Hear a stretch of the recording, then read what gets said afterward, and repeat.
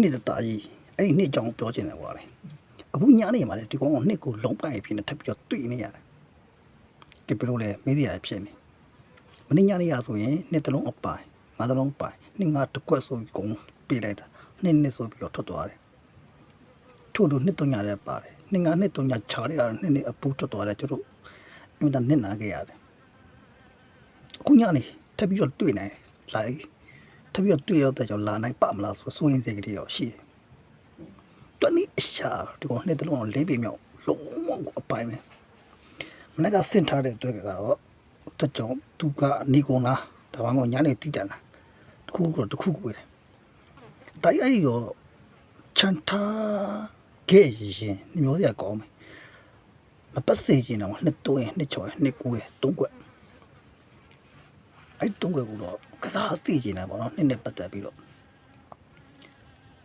ချန်ဖလာသိချင်ဒီ3ခွက်ကိုနည်းနည်းလေးကစားပါနော်โอเคဒီနေ့ညနေမှာတော့ဘာကစားမလဲဆိုတော့ချိုကိုဝမ်းချင်းကိုကစားမယ်ချိုကိုဝမ်းချင်းကအပင်ရတော့နည်းနည်းလေးတော့တော်တယ်တူတယ်ပေါ့နော်ဘာဖြစ်ဖြစ်ဒီ6ကိုကျွန်တော်38ခွင်နဲ့ကတ်လိုက်68 63 98 93ခွင်ကိုနော်ချစ်3ဝမ်းချင်းနဲ့6ကိုဝမ်းချင်းနဲ့ကိုအခိုင်မှာကတ်ထားတာပေါ့ခွင်ကိုကတော့နှစ်တလုံးတွေ့တဲ့အတွက်ကြောင့်ရန်ထားတဲ့သဘောမျိုးပေါ့နော်ကိုတလုံးဘူတုံးမကျော်ခမ်းမှန်းထားတဲ့အတွက်ကြောင့်ပေါ့နော်ဒီ9ခွက်ကိုတော့ထုံးထုတ်ထားတယ်အသားကြီးတော့ပြောကြည့်နေလူစုတော့အရန်ကန်ကောင်းကြည့်ကြတယ်အတူတူကိုတော့လမ်းတွားရင်းတော့ပတ်စံနေပါလေကောက်ရှာခြင်းတစိတ်ရှိရပါတော့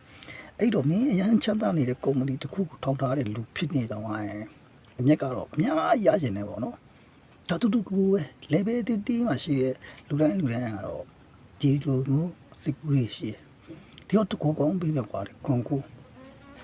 ကြိုက်လို့ပေးရခဏလေးလှလို့ပေးတာကြိုက်